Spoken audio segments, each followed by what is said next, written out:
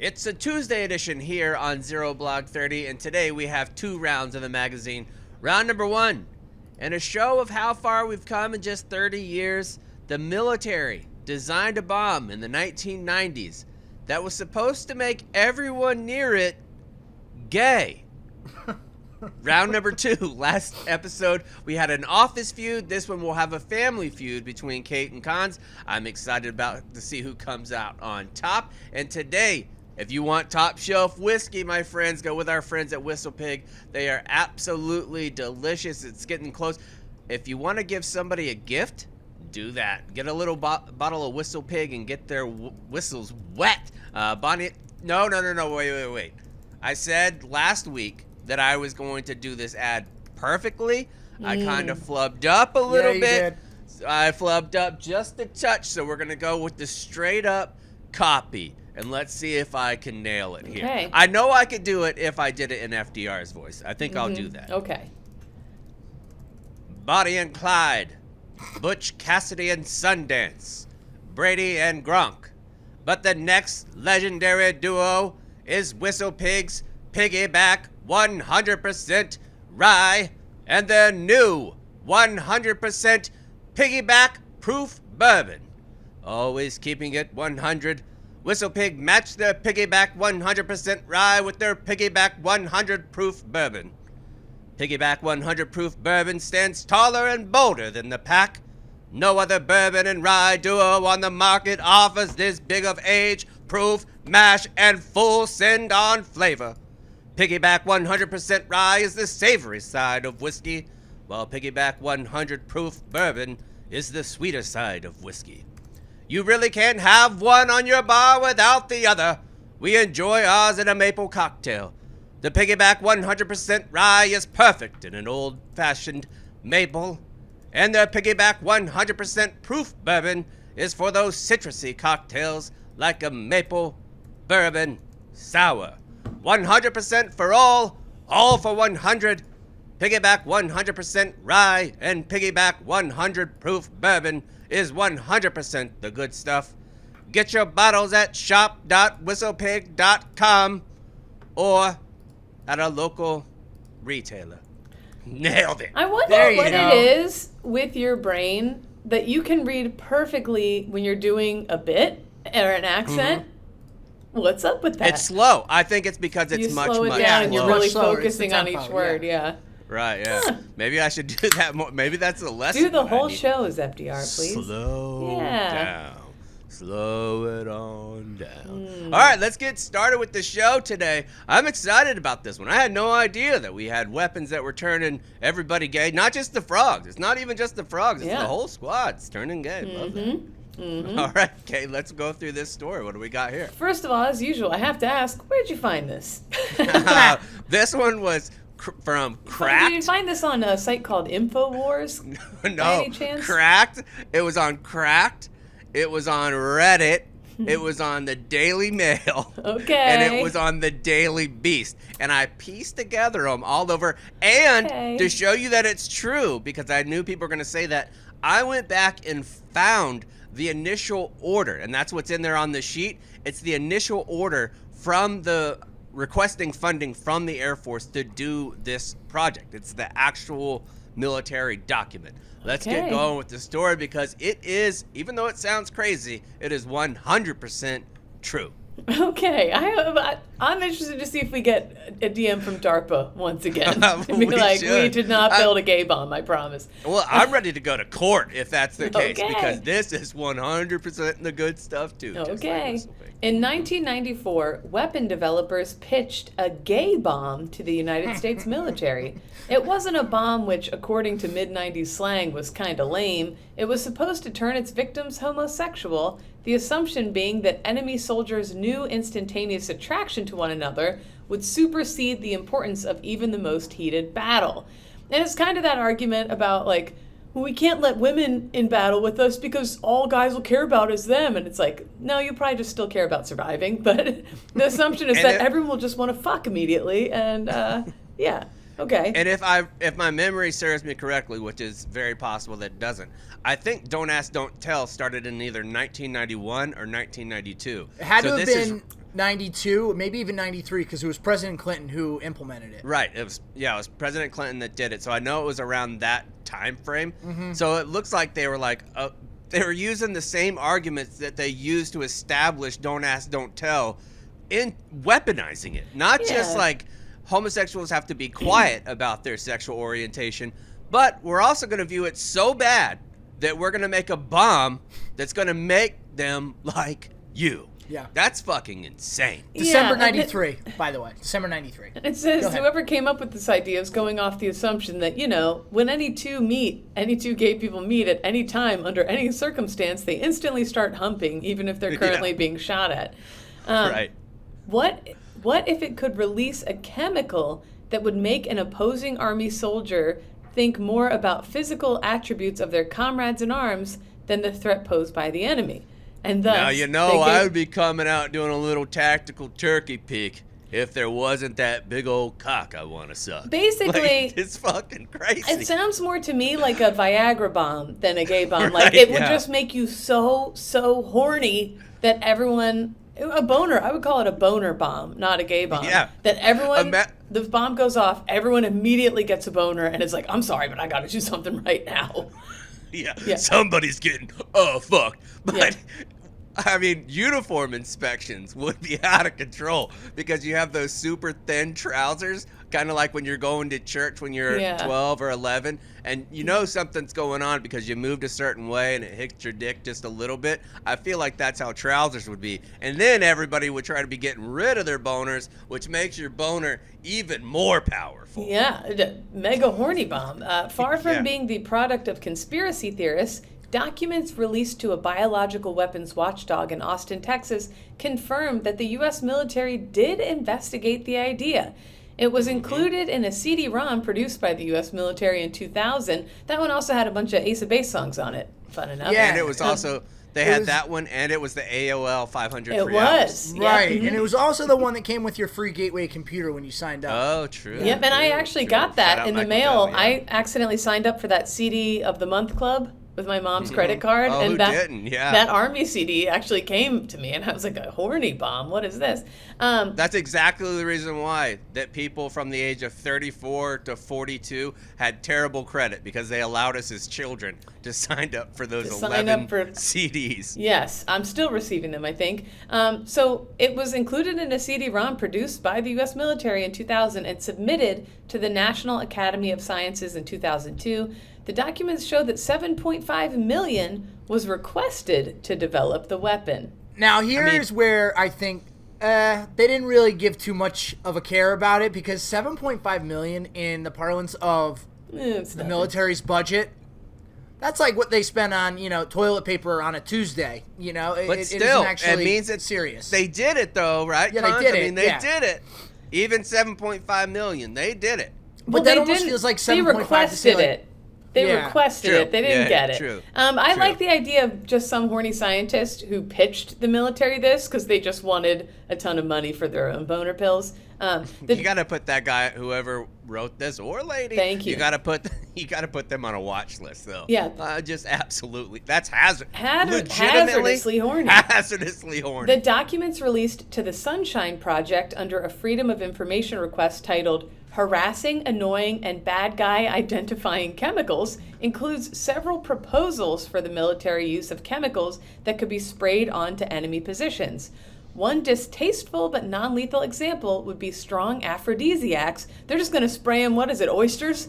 Just spray them with oysters and strawberries. Just come out with an oyster juice and a Super Soaker 2000 with it all on, and just spraying it in the crowd. Yeah, one distasteful but strong aphrodisiacs, especially if the chemical also caused homosexual behavior, says the proposal from the Air Force's Wright Laboratory in Dayton, Ohio. So now this next part, that's the end of the article. This next part is what we drew simply from the military documents, from the proposal itself, and it's going to start off with Section A, which is this is what they were requesting and what the weapon that they were developing was supposed to do, according to the people who wrote this package. Yeah, Part A, chemicals that can be sprayed onto enemy positions or onto infiltration routes used by enemy forces. 3 classes of chemical weapons are proposed. Category 1, chemicals that attract annoying creatures to the enemy position and make the creatures aggressive and annoying. So, like, I actually think this is smart. Stinging bugs. This one's good. Stinging and biting bugs, rodents, larger animals. Like, if you could, and I'm sure this has been actually done in times throughout history, unleashing a ton of rats, or like I said, we unleashed a ton of crickets in the guy's rugby house once so that they would chirp all night and keep them up. Locusts, mosquitoes, if you could somehow release just a massive swarm of malaria-filled mosquitoes on people. Cicadas, so nobody can hear. Lice, crabs. If it's good enough for God, it should be good enough for our military. True, exactly right. Have a bunch of frogs there, too. Shout out Moses. Yeah, that one, I'm like, say I'm the person at the government going over this for funding. I'm like, okay, I'm listening. That's interesting. Right. Category 2, chemicals that make lasting but non-lethal markings on the personnel. Hey, we sprayed this whole group purple, so now if they try and go spy or whatever, they're like permanently purple for the rest of their lives. Okay, that's it. I mean, that's what this is. Yes. I think you're joking, but this is what this is. No, that's brilliant. I truly think... It really is. Listen, it would fuck me up on the battlefield if I knew there was a chance that I would be neon teal for the rest of my life. Like, somehow, if you could develop something like that, I'd be like, oh, God damn it, I don't want to be fucking neon teal if I survive this.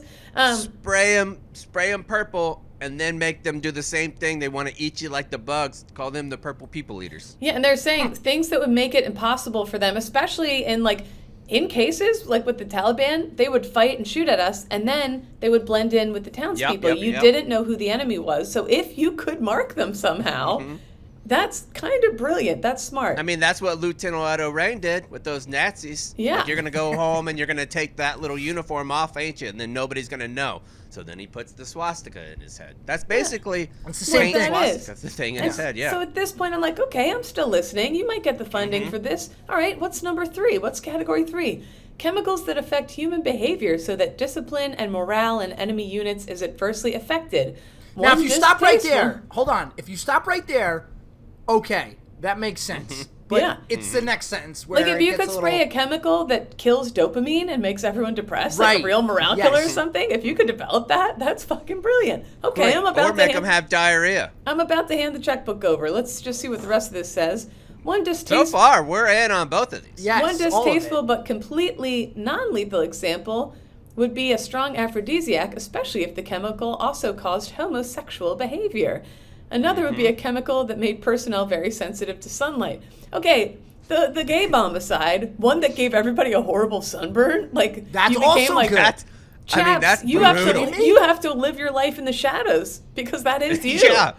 I would be unqualified. They'd have to kick me out. I get medically retired just for being a ginger little bitch.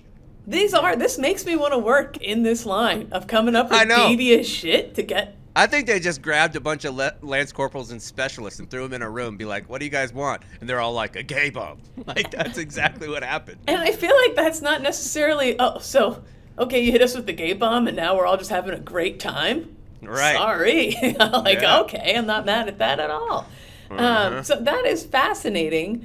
I really like I like the permanently identifying people by a certain thing. I think we like all of this except for that one little sentence in there. Not that there's anything wrong with a gay bomb. No. I fully There's support nothing wrong gay with it. bombs. If you want to do that, that's do fine. you. But I mean, there's so much stuff in there that legitimately DARPA should bring back because I feel like we have the technology to do that. It would be brutal to be attacked by just a bunch of those camel spiders that are in Iraq and Afghanistan. If you had the ability to make camel spiders go after people in an area, people would legitimately want to die. I mean, if you're chased by a big old thing, like that one island that has those crabs that overtakes the island every single year. Yeah. Do that with camel spiders, or fuck it, do it with those crabs. Well, I mean, you can't fight a war with those crabs. We've talked about this on shows like a while back, but like way back in the day, the Romans would fill, they would have these huge walls and they would fill pots with scorpions. And anybody who tried to come over the wall, they're throwing down, they called them scorpion bombs, but they'd throw... The boo box, yeah. They'd throw the clay, it was the boo box. They'd throw the clay pots of scorpions down. Another group used, throughout Europe, they would use, what do you call them, catapults. And it was early artillery, it was beehives. And I think I remember talking about before, like, that's a great idea, but it would fucking suck to be the Beehive Artillery Group. Like, fuck, Yeah. who has to load The it? Chinese also did, because they were the first ones to do oleoresin capsicum as a weapon, so which is like pepper juice essentially. Yeah. So they took those same catapults, they would squeeze all the pepper juice and throw it over into like other fortresses, and then they just had essentially the first chemical type of weapon. Yeah. But we've used, even in Vietnam, the Viet Cong used a network of, in their underground tunnels, they would put bees' nests and stuff like that, like all over the place. So people have been using that shit for quite some time. No word on if the stings made anyone gay. I don't know. Just imagine Not sure. like walking in to one of those places with all the bees, and then you're essentially like Chris Farley and Tommy Boy. Yeah. Where you, bees! Yeah. It would give the position away for sure. It would let everyone know you're in there. And then if you're allergic, I mean, I'm a little bit allergic to bees. They have this sun thing, and they take you out with a sunburn, and then I get stung by a bee, where I have to put an anaphylactic shock needle into my arm while I'm already have a sunburn. That's brutal. These people are targeting me. I feel targeted. I think I would do a laser that imprinted. It would be like, say I'm like a sniper. You don't know where I am. It looks like a sniper rifle, okay? Mm-hmm. And this could be a way to end death in warfare, and this just is what it is. Mm-hmm. I like It this. imprints. It's a laser gun though, and it just imprints wherever I shoot you. You got a dick. You got a dick burned into your face, your arms, whatever. Yeah. And then at the end of the battle, say we call timeout, we do a count. Whichever side has the most dicks all over them, they're the losers. And then that's you got- automatically how you identify people to give the Purple Heart. Like, how many dicks you got? I Well, do got- think that would like fuck with people's, like you talk about like mental warfare. If I was out on patrol, I'd just be like, oh my God, am I about to get a dick on my face? Am I about to get a dick on my, like that would, I feel like I'd Or be your ear. more concerned. Well, here's the trick. At a party, though I don't condone hazing or anything like that, if you want to do a tasteful one, you draw a little dick behind their ear if they fall asleep. And that way they don't know. So for weeks they're walking around with a dick behind their ear. How do I know? Or dick wrist. I've lived If you it. want a good one, just put your arm up. Get that $1 million shot. Mm-hmm. Big ol' erection on your wrist. Give them the old. It's something to think about. It's something to think Yeah. about for sure. Fascinating. All right, let's move on to round number 2. This show is sponsored by Betterhelp. Unfortunately, life doesn't come with a user manual, so when it's not working for you, it's normal to feel stuck. Navigating any of life's challenges can make you feel unsure, whether it's a career change, a new relationship, or becoming a parent.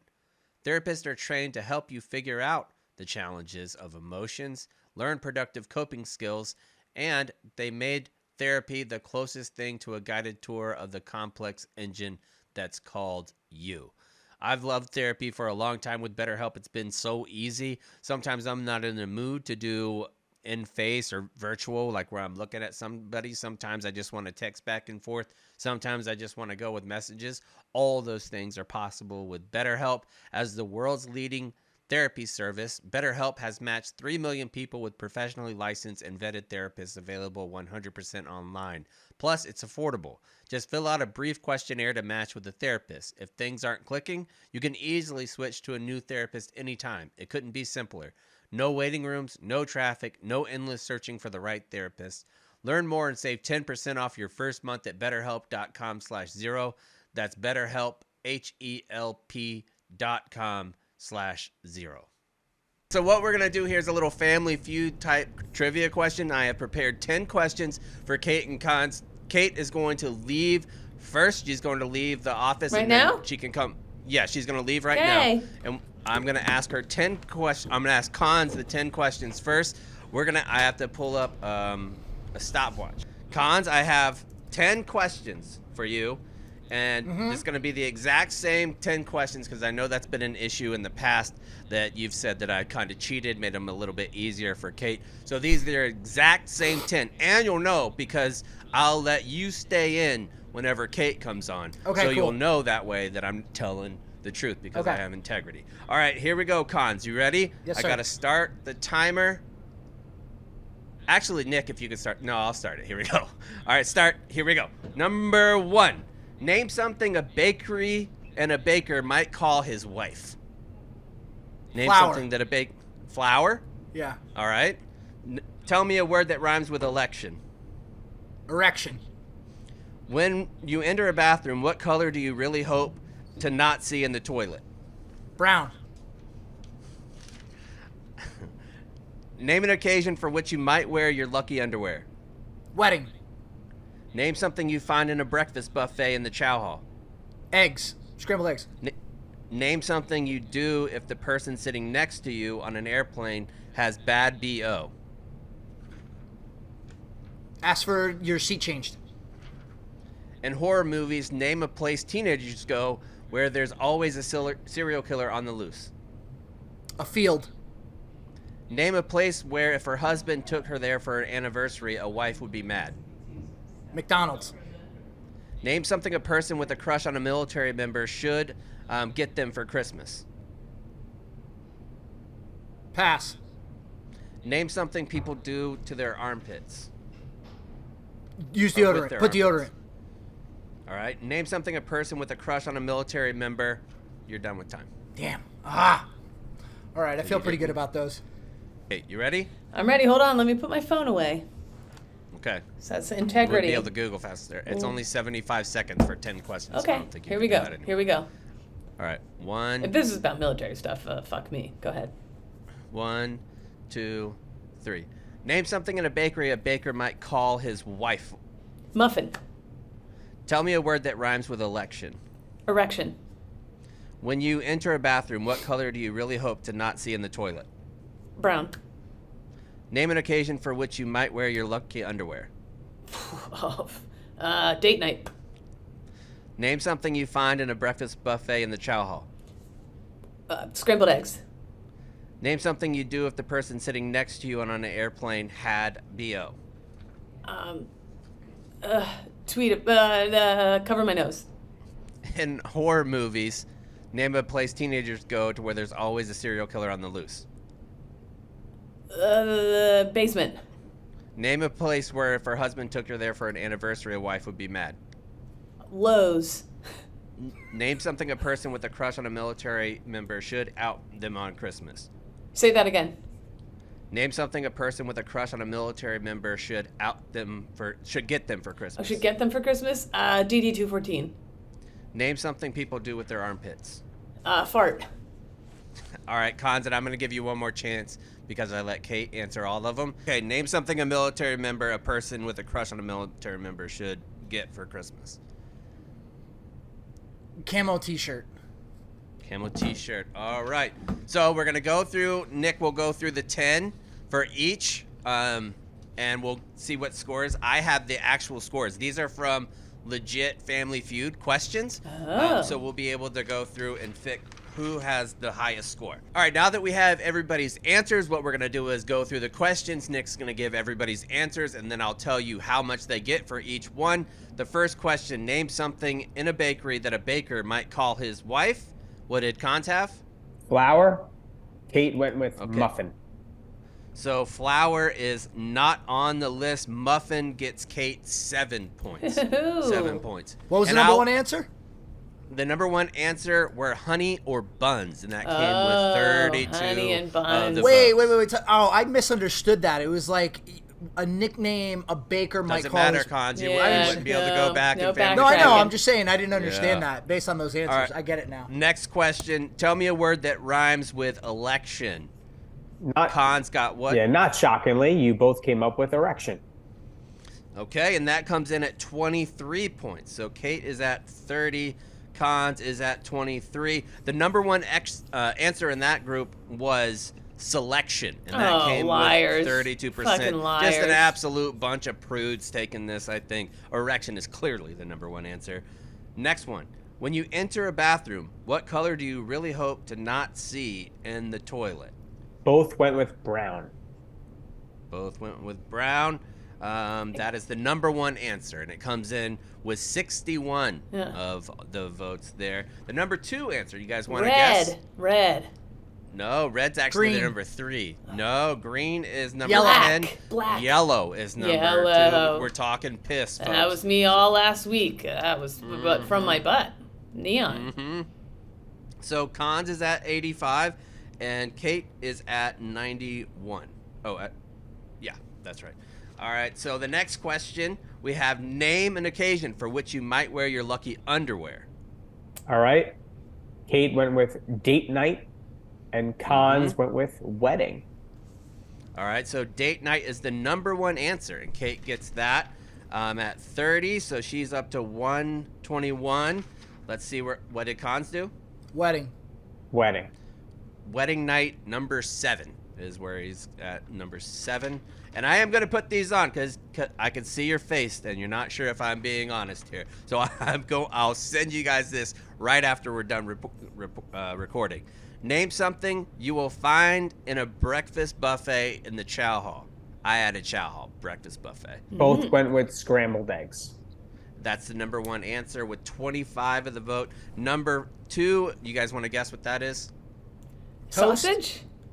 No, sausage was number 3. Toast isn't on the list, surprisingly. And number 2 is bacon at 24. Oh, man, hotel buffet bacon always sucks. It's all floppy doppy. Yeah, it's bacon that needs Viagra. It just is. Next question. Name something you do if the person sitting next to you on an airplane had BO.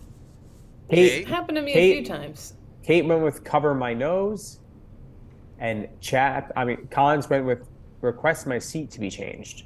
Oh, Khan's got the number 1 answer on that with 39 of the votes, and Kate had the number 2 answer. So 39.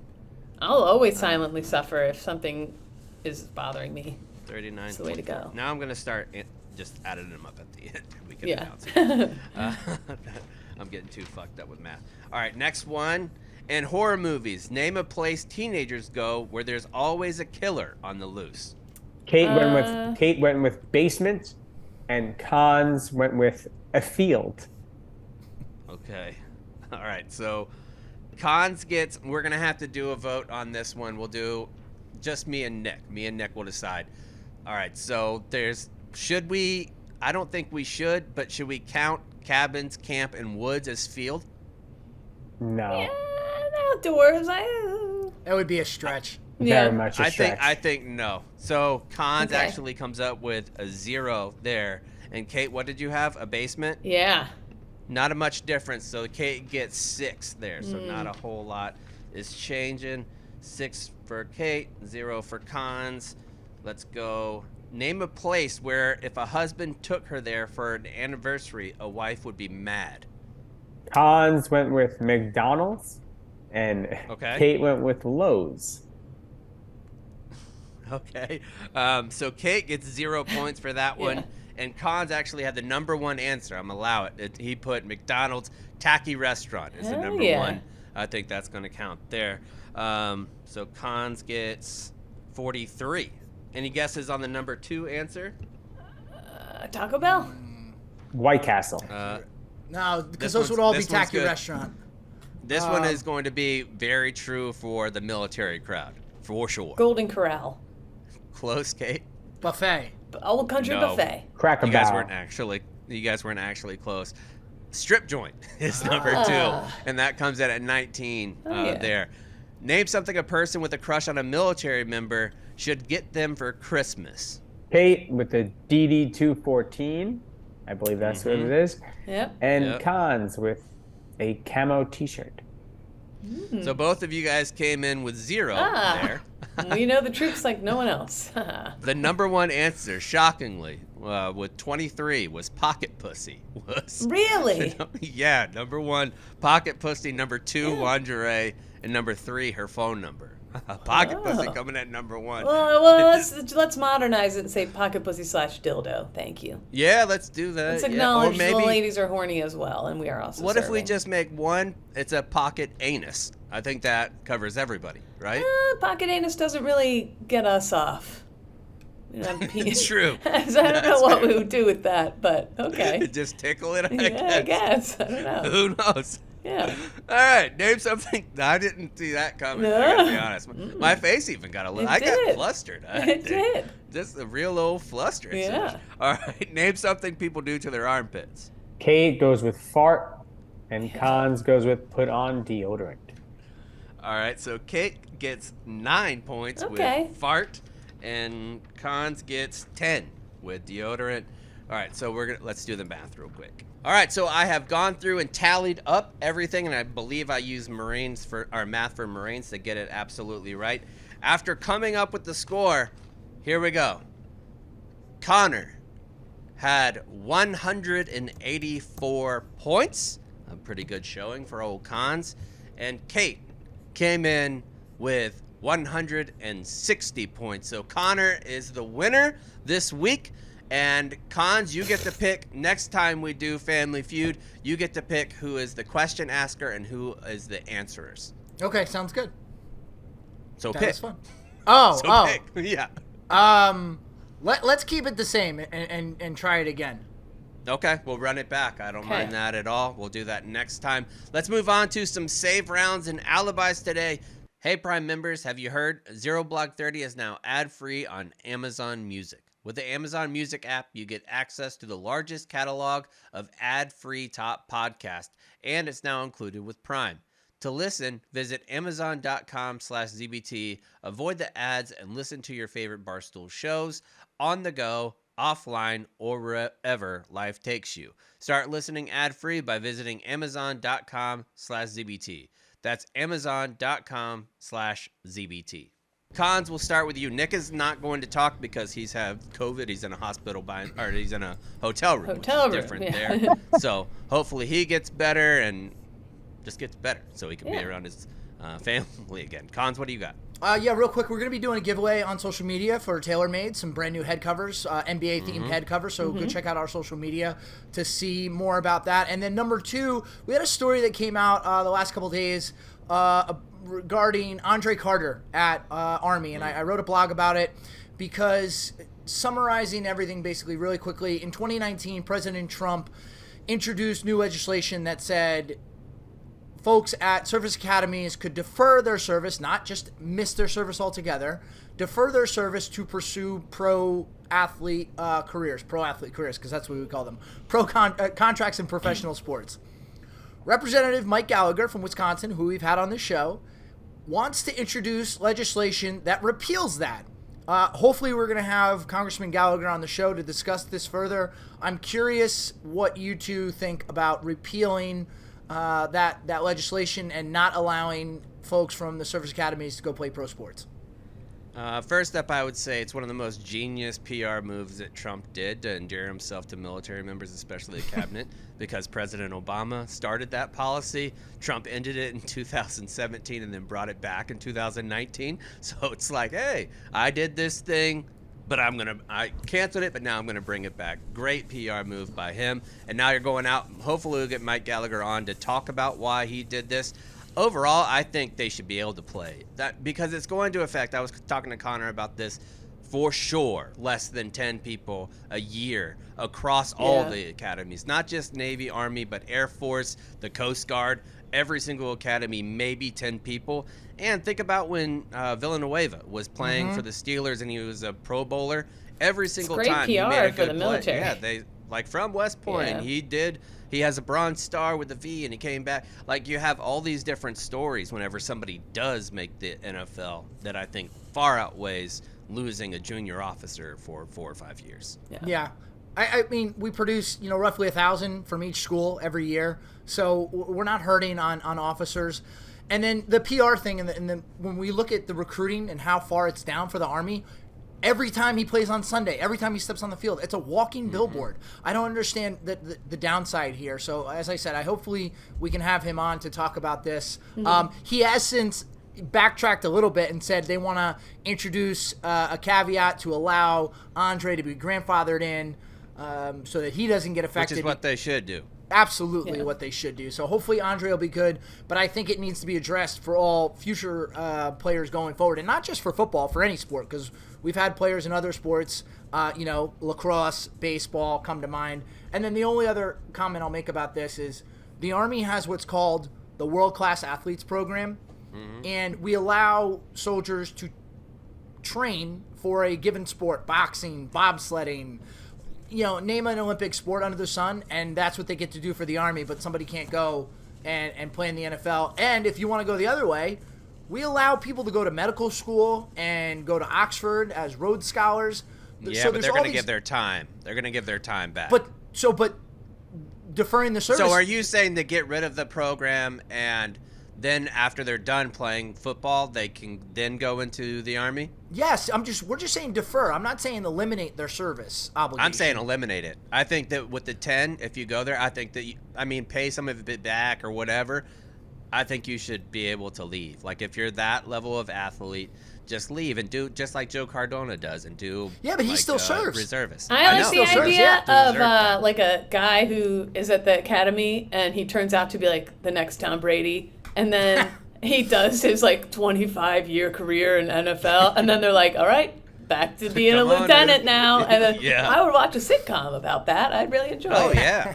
Quite That would be frankly. fantastic. I prefer Hopefully that. that gets figured out. So Yeah. we'll see. All right. Interesting. Cons? Or nope. Kate? Okay, first up, shout out, obviously, the World Cup. Finally finished. It was, I feel like, besides the many thousands of migrant workers who were killed there and died, it was a great World Cup. I feel like everybody... No.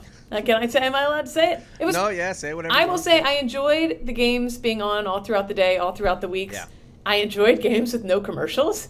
And it was fun. Yeah. It kind of brought, like, a bunch of us would run across the street to the bar. And you just, like, everybody, it, like, brings New Yorkers and, across, I don't know, it just brings people together. It really does. And that, it was an enjoyable experience. But anyway, Argentina won, and they beat France, as we all know by now, 4-2. I just want to give a shout out to Emiliano Martinez. Did you see him, the goalie for Argentina? They have this trophy that looks like, I guess it kind of looks like a giant hand of sorts. And so they hand it to him, and the French people in the stadium are booing him. So he takes it, he puts it in front of all these, like, uptight Qataris. He puts it over his penis, and he's like, he's, like, thrusting it like it's his cock at all the French people. Love that move. It was just a great move. And he said, they're like, why did you do that? And he said, I did it because they booed me. And that's simple enough. So I just really, they're not sure if they're going to fine him or what, but I got a kick out of it. I felt it was very Lance Corporal underground of him to do such a thing. Number two, I'm kind of just going through some quick news points here. Here in the U.S., we are tapping our reservists to be bus drivers and teachers and brain surgeons and stuff like that. PFC. By the way, that program, the teacher one that we talked about a lot with the veteran teacher program in Florida, do you know how many it got this year? Seven, that's it. 7, yeah. It was a flop. Yeah. But now, we're just misery loves company. We're not the only ones. Britain has now prepared its military to step in. Over 10,000 paramedics and call handlers and ambulance drivers are going on strike, which is a huge fucking problem, dude. Right, you need them. And so for now, they are going to be tapping the military to do such a thing. And all I could think was, if I was PFC and I had a chance to speed in an ambulance, I'd be like, fuck yeah, sign me up right now. The streets are going to be going crazy. Running codes anytime you could do it, that's a fun time. Yeah, but yeah, the government has turned to its armed forces. They need 600 drivers and 150 logistical staff. They're turning to the military for that for now. And then the last one, update on the Afghan Adjustment Act. A bunch of, more than 30 retired big-name officers are putting their support behind it now, too, to help our Afghan allies. Might recognize some names like General Dunford, Admiral Mullen, General McChrystal, Admiral McCraven, a bunch of other names. They've all thrown their support behind it. So hopefully, I feel like if anybody in Congress and the Senate will listen to anybody, it'll be these guys. So whatever, I hope that makes a difference. Other than that, my son's about to get kicked out of daycare for biting. Oof. So I'm scrambling right now. As far as I was aware, every time he bit, which over the last almost 2 years now, it's going to total, if he bites one more time, it'll be the 10th time. And every time he bit, they would send a letter saying, here's the circumstance under which he bit, here's what we did in response, and let's all keep working on it together. Let's go back and remind people how old he is. He's almost 2 years old now. He's a little over a year and a half. He's a little fella. He's a little fella, okay? And he doesn't, it's like if a kid, one time a kid fell on top of him and so he just bit. You know what I mean? Things, whatever. Kid fell on top of him. Yeah, they do. Yeah. And another time, it's always different, That's the reason why they call him Evander Holyfield at daycare. It's fucked up. The worst one was, they said he put two chairs across from each other. He pulled two chairs and he tapped the chair across from him to invite another child to sit. And then he sat down, leaned over, and bit the other kid. I don't know why. Come to my biting appointment. Because he was the one getting bit at first, and I think he learned it from the other kids, and so he started doing it. Whatever. Well, it's no fun when the rabbit's got the gun. Right, but he's been averaging like 1 bite a month. I was hearing from other parents who were like, oh, that's not bad at all. Like, my kid had 6 biting incidents in 1 day. Like, some kids just fucking bite. Whatever. The daycare was like, we're working on it together. We're working on it together. Well, after the 9th bite, they sent a letter. They're like, next bite, he's fucking gone. I was like, what? Holy shit, because that could be at any time. So I'm calling all these daycares now. Everybody's booked solid. And basically what it sounds like is, because I'm sure he'll bite again in the next week or so, at least. Hopefully he gets through to the holidays, whatever. But basically, I have no childcare after he bites again. And like, yes, I feel terrible for the other kids. If my kid was getting bit all the time, I'd be upset. Like, I totally get that too. But it's like, fuck, dude. There's so much I didn't know about toddlers and kids and how crazy they are. So that's been a hoot. He's an angel with me. I don't know. Maybe it's the kids. Maybe they're delicious. Could be. Question. Knows? Yeah. What would you think about just bringing him to the office and just letting him loose? How would that turn out? I do that sometimes in the winter. I did that last year when he got stir crazy, and I'd let him run loops around the hallway because we have so much wacky shit here. It's like it's like a sensory paradise for kids. Yeah. But I feel like day to day, Dave probably doesn't want toddlers running around. Yeah, probably not. Draw the line at Tommy Walker is cool. cool. Frowned on, yeah. Yeah, but shouldn't bring kids to a place where sometimes people bring strippers in. All right, sorry. Last question. Let's say you do bring him to the office, okay? Yes. Top 3 people he is most likely to bite. Ooh, who would he bite? Tommy Smokes. I think unprovoked he would just bite Tommy Smokes. Very biteable, yeah. Brandon Walker, but provoked. Yeah, absolutely. Probably standing up for me. And then who else would he bite? I don't know. Frank the Tank, I imagine. Probably Frank the Tank. Good, yeah. Nick thinks Glenny, for what reason I don't know. Yeah, He's Glenny, like a big 'cause teddy bear. He is Yeah. like a big teddy bear. And my son broke all the figurines on Glenny's desk once. So, anyway, food So for they thought. already got that beef brewing. Yeah, so I'm scrambling for childcare right now. Maybe I'll join the military again, because from everything I've read, that's not a disaster either. Chaps. Well, they need ambulance drivers. I don't really have anything. I've been reading for next episode. We're going to have the Wars on Christmas episode. We're going to talk about some of the battles that happened and some of the major events that took place. Some of them are great. Some of them are incredibly depressing. I'll try to keep those to a minimum, but we'll do that on Friday's show. We'll see you then. It's On the Retreat.